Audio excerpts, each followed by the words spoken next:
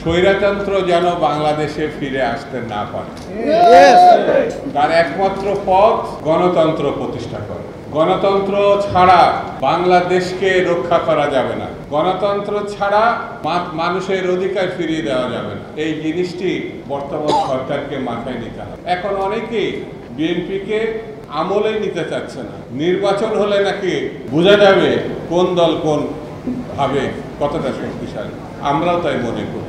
আমরা মনে করি নির্বাচনটা খুব জরুরি। নির্বাচন হলে কারা 2টা না 3টা সিট পাবে, অথবা জামানত বাজেয়াপ্ত হয়ে দেশ ছাড়া হবে, এটা নির্বাচন ছাড়া তো বোঝা যাবে না।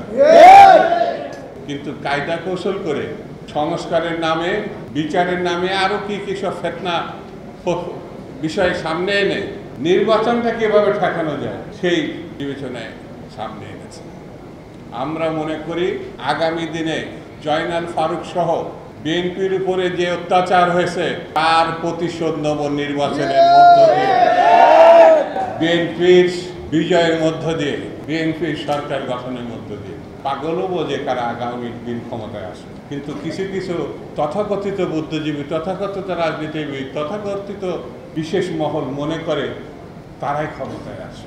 বিএনপি এই প্রথম ক্ষমতায় যাবে এটা কথা না। এর আগেও একাধিকবার বিএনপি জনগণের সমর্থন নিয়ে ভোটে জিতে ক্ষমতায় গিয়েছে। বাংলাদেশের সব থেকে জনপ্রিয় রাষ্ট্রনায়কের নাম হচ্ছে শহীদ জিয়াউর রহমান, যার বিরুদ্ধে একটি কথা কোনোভাবে উত্থাপন করা যাবে। তারপরে দেশনেত্রী বেগম খালেদা জিয়া, আপসের নেত্রী বেগম খালেদা জিয়া গণতন্ত্রের মানুষ কন্যা না, এমন একটা উচ্চ মাত্রায় গেছে তিনি শুধু বিএনপি নেত্রী না, সকল মহলের কাছে তিনি আদরণীয়, গ্রহণীয় দেশনেত্রী। আর আমাদের সর্বশেষ যিনি দায়িত্ব বা অভিভাবকত্ব নিয়েছেন তিনি হচ্ছে কে, একটু জোরে বলেন নাকি?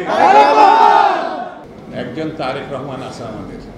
আমরা মনে করি তার মধ্য দিয়ে বাংলাদেশের যে আগামী দিনের সমস্যা, সেই সমস্যাগুলো মীমাংসা করা সম্ভব। তিনি হচ্ছেন জনাব তারেক রহমান।